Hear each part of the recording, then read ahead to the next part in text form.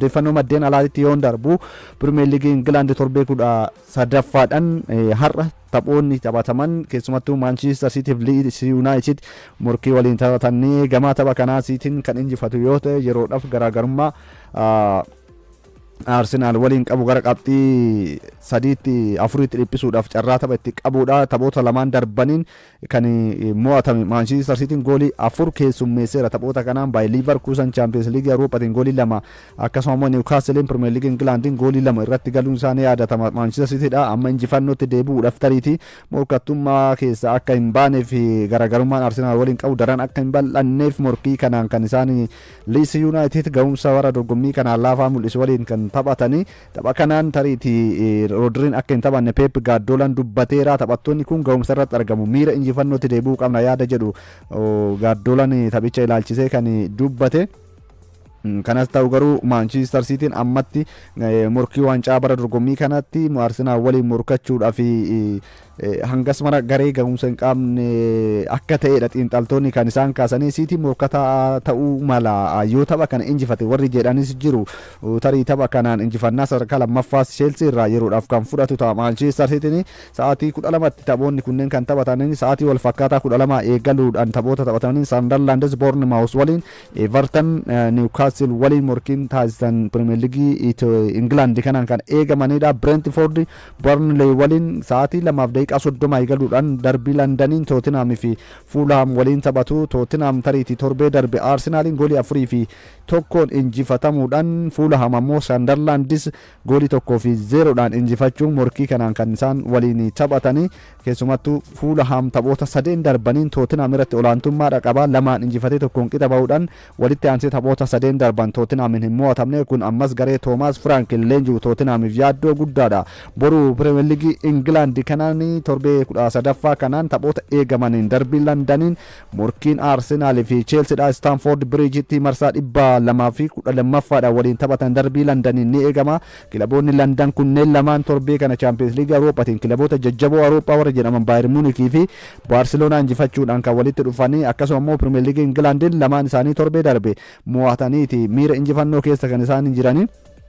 Gunners Arsenal taphoota 11 darban Chelsea waliin taphate keessaa tokkoon qofa mo'atame torbaan injifachuu lamaan qixa bahu riikoordii qaba. Mikel Artetanis keessumattuu Chelsea irratti riikoordii qaba. Taphoota 6 waliin taphate faallaa ta'ee leenjisummaadhaan hin mo'atamne gara Stamford Bridge malee.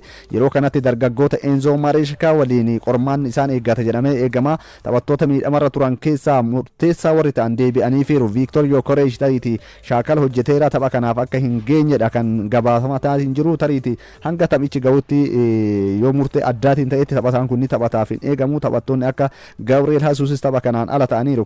Kayaavaarti dabalatee Maduake Martinelli Odegaard galuun eengadda taphachatti deebi'uun isaanii yaadatama. Gama Chelseatiin Cole Palmer deebi'eera. Kun nuuf oduu gammachuuti jedheera. Enzo Marescaan taphni kun tapha murteessaadha. Chelsean bara dorgommii kana dargaggootaan ijaaramaa jira. Ammatti waa'ee waancaa yaaduu osoo hin taane waa'ee tapha injifachuu taphni kun taphoota injifachuuf qabnu keessaa isa tokko yaada jedhudha. Tapha cimaadha jedhamee gaafatame. Mikel Artetaan immoo Chelsean dargaggootaan ijaaramee Enzo Maresca irratti gahumsa addaa mul'isaa jira. Nutis gahumsa keenya ittuma fufna yaada jedhudha kan isaan dubbatan. Morkiin kun egaa gamanuma tapha murteessaa Premier League Englandin imala waancaa akeeku jedhameeti kan eegamu. Taphoota kanneen dura taphatamaniin olaantummaa qaba. Arsenal 84 injifatee 66 immoo Chelsea injifate 61 qixa kan isaan baanii.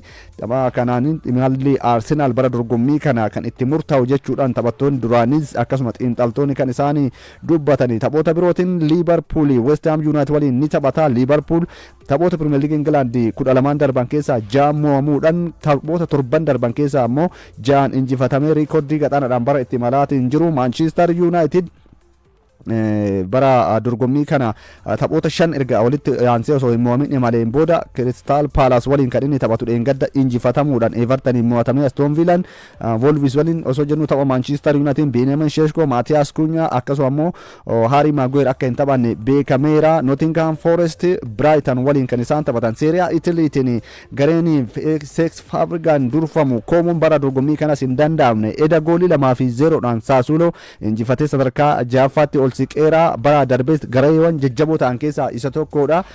Goolii 2-0dhaan Saasuuloo yoo injifatan Anatiyaasoo Duvaakis akkasuma immoo Alberto Merinoon gooliiwwan lamaan galchaniiru. Qabxii isaa 24 gaachuudhaan kilaboota sadarkaa lammaffaa fi sadaffaarra jiran Naapoliidhaan fi AC Milan irraa qabxii tokko qofaan gadi siqee sadarkaa ja'affaarratti argama. Gareen Seek Faabrigaas Koomoni har'a morkiin AC Milan fi Laaziyoodha. Akkasuma immoo Juventus Kaagilaari boru ammoo morkiin dursaa liigichaa Rooma fi Naapoli walitti fide seerii eetileetiin taphoota eegamanidha. Liigii Itoophiyaa kan dubartoota taphoota torbee saglaffaa kaleessa taphatamanii har'as taphoonni itti fufanii ni taphatamu. Kaleessa Hawaasaan goolii 4-1 buna Sidaamaa injifatee sadarkaa lammaffaatti ol siqeera. Dirree Dhawaanis goolii 2-1 buna Yirgaa Caffeedha injifachuudhaan sadarkaa gara torbaffaatti ol fooyyeffateera qabxii 12.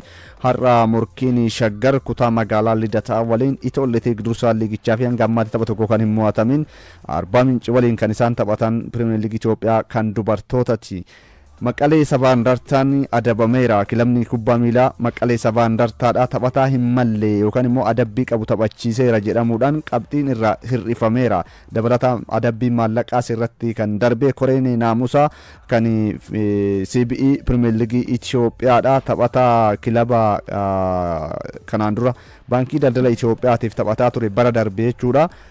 Ganna darbe kana ammoo Maqalee Sabaa Indartaadhaaf kan mallatteesse Suleyman Hamid bara 2017 tapha torbee 36ffaa kan xumuraa baankii daldala Itoophiyaa buna Itoophiyaadhaan waliin taphateen daqiiqa 35ffaa irratti kaardii diimaa argatee dirree bahee ture.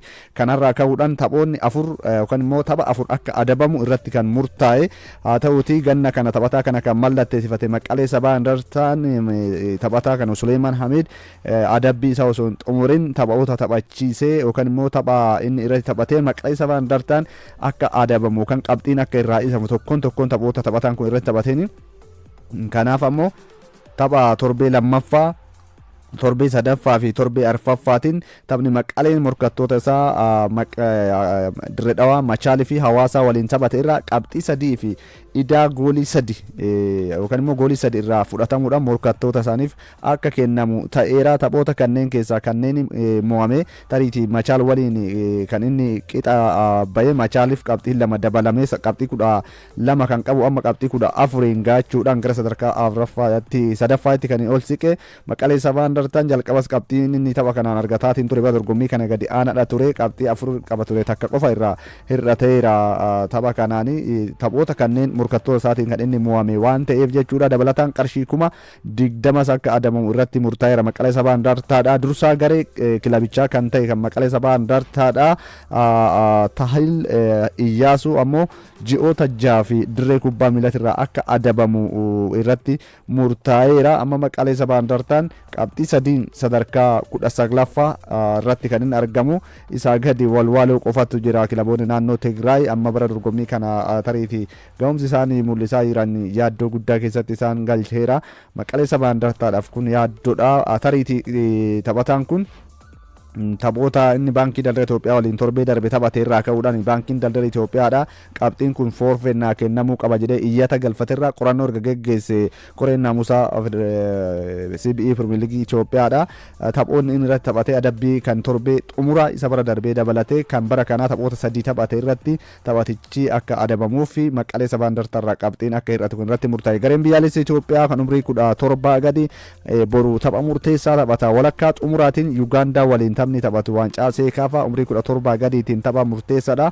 Ramaddii irraa taphoota 4 taphateen 3 injifachuun tokkoon qixa bahuudhaan olaantummaan kan xumure gareen biyyaalessa Itoophiyaa umrii 17 gadi boru garee biyyaalessaa Yuugaandaadha kan umrii 17 gadi waliin kan inni taphatu. Tapha kanaan Yuugaandaa kan injifatu yoo ta'e gareen biyyaalessa Itoophiyaa xumuraaf darbinaan biyyoota baafii giddu galeessa Afrikaadha bakka bu'uudhaan zoonii biyyoota kanneenitiin jechuudha. Waancaa Afrikaa kan umrii 17 gadi bara 2026 irratti hirmaachuu kan mirkaneeffatu ta'a. Biyyoonni sadarkaa tokkooti hanga sadaffaatiin xumuran shaampiyoonii kan ta'e lammaffaan kan xumuree fi sadaffaan kan xumuran biyyoota baaf giddu galeessa Afrikaa bakka bu'anii waancaa Afrikaa umrii 17 irratti hirmaatu. Gareen biyyaalessa Itoophiyaa umrii 17 gadi kun waancaa seekaafa qopheessummaa Itoophiyaatiin dorgomaa jiru irratti gahumsa olaanaa mul'isee taphoota 4 hin mo'atamne hanga ammaatti guyyoota lamaan darbaniis shaakala irratti haalan qophaa'aa tureera. Garichi torbeen Pirimeer Liigii Itoophiyaatis CBN Premier League Itoophiyaatis boru istaadiyeemii Hawaasaa fi istaadiyeemii magaalaa Finfinneetti taphoonni ni taphatamu. Finfinneetti taphoonni 2 akkasumas Hawaasaattis morkiin torbee kanaatiin keessumattuu kan Nageellee Shaggar waliin taphatan kilaboota bara darbe liigii olaanaarraa gara Premier Leagueetti ol guddatan taphoota eegamanidha.